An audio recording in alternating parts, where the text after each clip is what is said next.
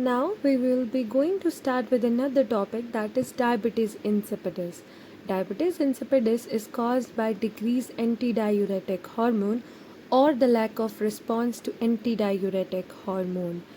To remember diabetes insipidus, it can be remembered by DI, that everything is dry inside the patient, that is dry inside. Now let's move on to the steps of ADH release.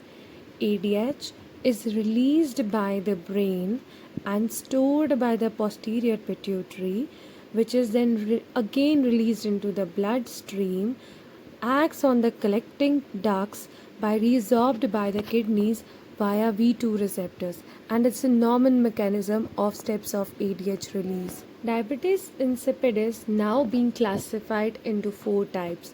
For the first type is primary polydipsia, often due to psychological condition in which the patient drinks excessive quantities of water and excessive urine production. Now the second type is central diabetes insipidus, that is caused by the damage to hypothalamus or pituitary gland from head injury, surgeries, tumors, infections, any genetic mutations. This result in reduced ADH production. The third type of diabetes insipidus is nephrogenic diabetes insipidus. Here the kidneys do not respond to ADH despite it being present. Causes include genetic defects, chronic kidney disease, or medications like lithium. Now here question arises that how lithium affects the release of ADH. Lithium reduces the production of aquaporin protein in the collecting duct. That's what affects the release of ADH, in which ADH is present but the kidneys are resistant to it. Another type is gestational diabetes insipidus, that occurs during pregnancy due to an enzyme is called placental vasopressinase, also known as placental leucine aminopeptidase, by degrading circulating ADH hormone made by the placenta that breaks down ADH, usually resolves after delivery, only seen in pregnancy, and it's very rare. Now it's the time to learn that what were the signs and symptoms, that how the patient is presented to us. First one is polyuria, that is excessive urination up to 2 to 19 liters per day. Polydipsia, that is excessive thirst. Nocturia, that is frequent urination at night, and in that patients dilute urine with low specific gravity. So now it's time to know that what exactly low urine specific gravity means. The urine is very dilute. There are low ratio of solutes of electrolytes waste to water. For that, another side, the signs of dehydration, that is dry mucous membrane, poor skin turgidity, hypotension and tachycardia to the patient, hyponatremia, that is elevated serum sodium levels, and patient will be presented with fatigue, irritability, weakness, and these were the classic symptoms that will be present in the patient. Now, the diabetes insipidus can also be learnt with this very good mnemonic, that is HI dilute. That is hypernatremia, I is increased thirst, D is dehydration, I is increased serum osmolality, L is urine specific gravity, U is urine volume is high, tiredness, fatigue, and electrolyte loss will be seen in the patients with diabetes insipidus. Now here comes that how we will diagnose the patient with diabetes insipidus.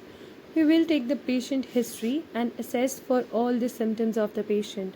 Different diagnostic tests can also be given to the patient, like the urine test, in which we will check the urine osmolality, urine specific gravity, and the high urine volume.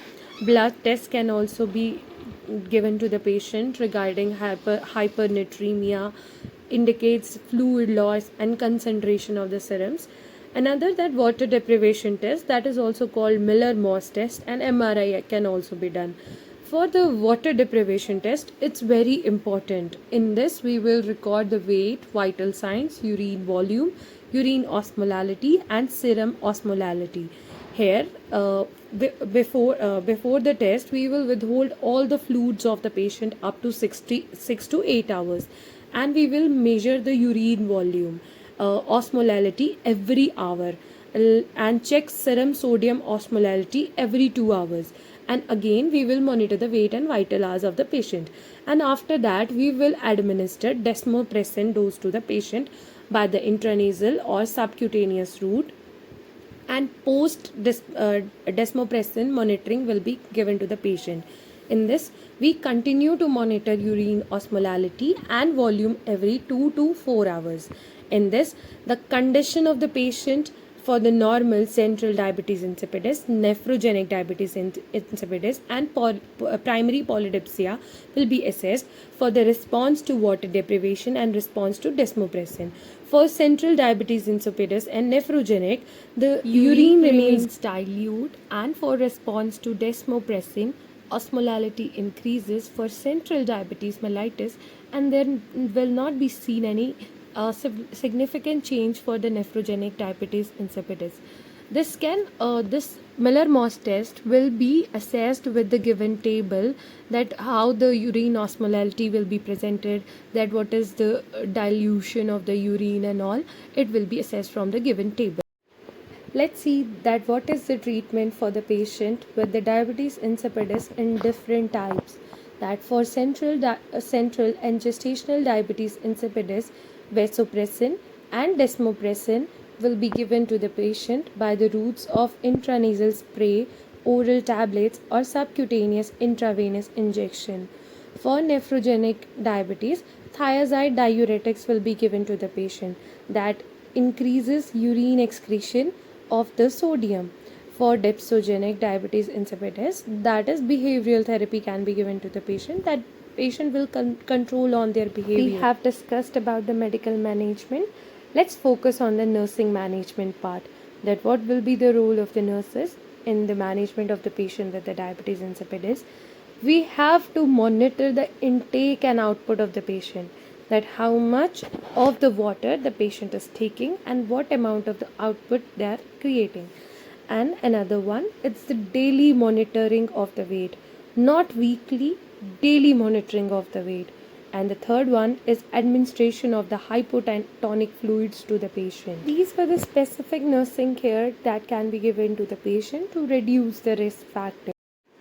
You have studied all about the disease condition, types, management, signs and symptoms and all. Now let's do a quick recap. Write down the mnemonic for DI, sign and symptoms. Write down in your notebook and check it by reversing the video. Till then, keep learning, stay tuned, and just do whatever but study well.